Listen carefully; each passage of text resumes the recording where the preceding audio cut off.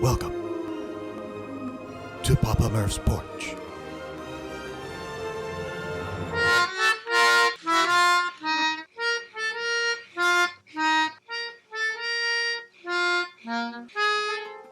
Obviously, the flawless and mathematically precise precision found all over the universe is the unmistakable product of an unplanned and unexpected cosmic accident. Oh, wow, you came back. Thank you for stopping by. I am so happy to see you and cannot wait to show you what we've prepared for you on today's finely tuned episode of Pappamurf'S Porch. Now, I'm sure I don't have to tell you, the Earth is a pretty complex planet. And believe me, I could go on for hours about the complexities of Earth's different ecosystems, atmospheric levels, the magnetosphere, gravity, tectonic plates, and all the natural laws that keep this planet from becoming a barren, lifeless rock or a violent, lifeless ball of gas like our closest planetary neighbors. Pull off any one of 1,000 parts, she'll just die. Such a slender thread. But Papa Murph, I can hear some of you asking, what mathematically precise precision are you talking about? Good question. And I am very happy you asked it. And I'm going to answer that question with some questions. Question number 1. What would happen to the Earth if it suddenly stopped rotating on its axis for 5 minutes? Question number 2. What would happen to the Earth if it were suddenly moved closer to or further away from the Sun by 100,000 miles? Question number 3.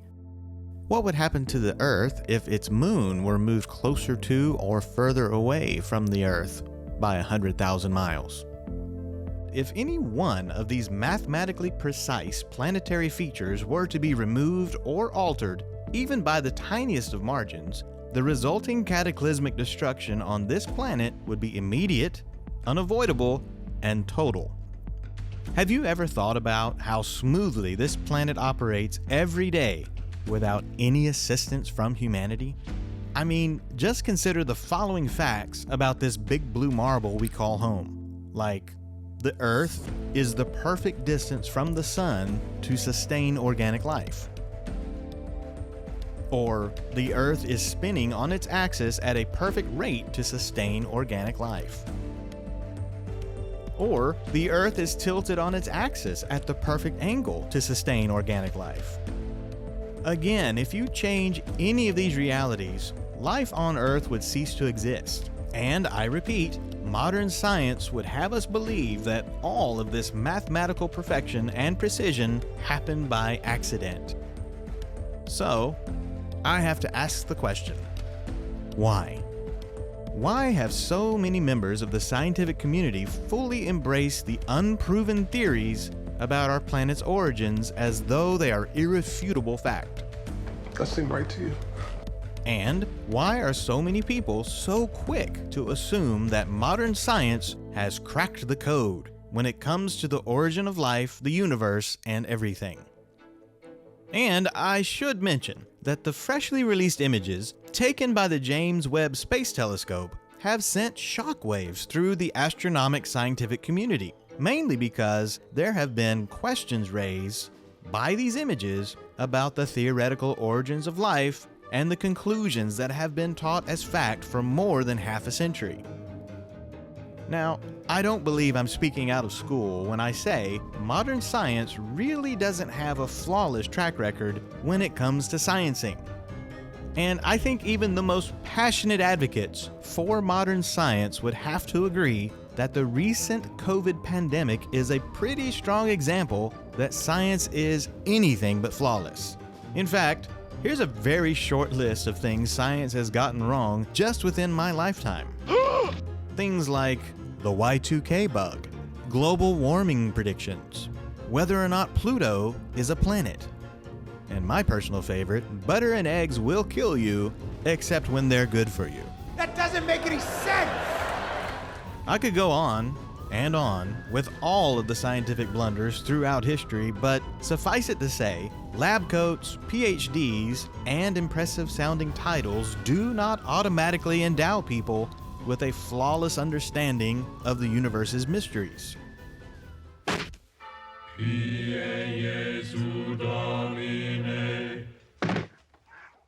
But I can also say the same thing about religious leaders, can't I?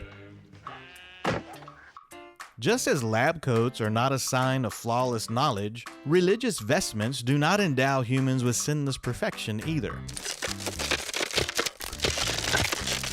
We human beings certainly love to elevate our experts to the highest levels of intellectual prominence, don't we? You think I'm qualified? And speaking of experts, do you know who the unquestioned authority in civilized cultures was 500 years ago? If you said scientists, 500 years ago, the cultural authority was widely accepted to be members of the clergy, especially the Pope. And you can toss in a few cardinals and bishops too. In fact, many historical monarchies were actually governed by politically ambitious religious leaders instead of the people who are actually wearing the crowns. Now, aren't you glad modern forms of government are immune to political puppets holding positions of political power?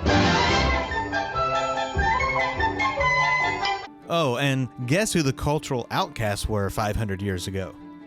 If you guess scientists,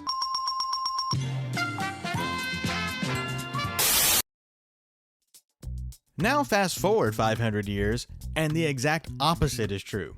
Popes and preachers are often viewed as crackpots and charlatans, while scientists are seen as the unquestioned authority in Western civilization. To be clear, I am the furthest you can get from being anti-science. By the way, why are we wearing bras on our heads? I love science. In fact, I love any honest, agenda-free pursuit of factual knowledge and truth. But I'll tell you what I am against. I'm against arrogant human beings who take themselves way too seriously. I represent science. That seem right to you? What I mean by that is the same human nature flaws that corrupted the politically powerful clergy members 500 years ago are still very much a factor with today's cultural authority figures, including scientists, journalists, and most especially professional politicians. No matter which group of experts you want to talk about, the one constant in all of these authority figures is our universal human nature. Who I am now one of those people who have been attacked. And there is nothing in our human natures more universal than our ability to be absolutely corrupted by popularity, prestige, You threw off my groove. and most especially political power.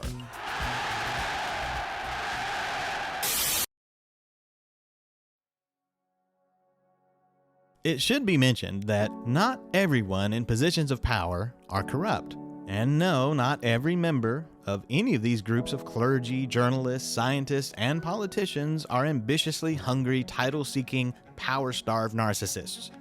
But we must always remember that a free constitution of civil government cannot be purchased at too dear a rate, as there is nothing on this side of Jerusalem of greater importance to mankind. In other words, not all scientists are mad, not all preachers are money-grubbing liars, and not all journalists are partisan political activists with press passes. And I'm sure there is a politician or two out there who genuinely want to help people instead of themselves. But unfortunately, scientists, journalists, clergy, and politicians who are simply doing their jobs don't generate ratings or clicks. That's why the general population will rarely, if ever, hear about the good people doing good, scandal-free work in their respective fields. After all, doing your job well really doesn't fit into the if it bleeds, it leads mentality of modern journalism. That's why we only hear about the narcissistic people. You know, people who believe that their titles, positions, and degrees render their opinions faultless, their conclusions flawless, and their fecal matter odorless. Western civilization has a surplus of highly educated and prestigiously titled people who apparently believe the Earth would stop rotating on its axis if they weren't around. Yeah, but your scientists were so preoccupied with whether or not they could, they didn't stop to think if they should. In fact, I would argue Western cultures are drowning in an ocean of narcissism that is killing humanity far faster than anything currently going on with the Earth's environment. Let's be honest, it is definitely easier to just believe what an expert tells us is fact than to put our own brains to work searching for answers. After all, if there is one thing our academic culture specializes in, it is teaching people what to think. Unfortunately, what most of our institutions of higher learning do not teach us is how to think. For example, what do you think would happen to a culture who collectively believes they are all the products of an enormous cosmic accident? Do you think that foundational belief would improve our collective mental and emotional health or destroy it? In my humble opinion, I believe the answer to this question is on full display every night on our newscasts. And I often wonder what would happen to our societal mental health if we all believed we were the deliberate and purposeful product of the universe's greatest content creator. Do you think the number one prescribed medication in that culture would be antidepressants? And that is something else for you to think about before our next episode of Pappamurf'S Porch.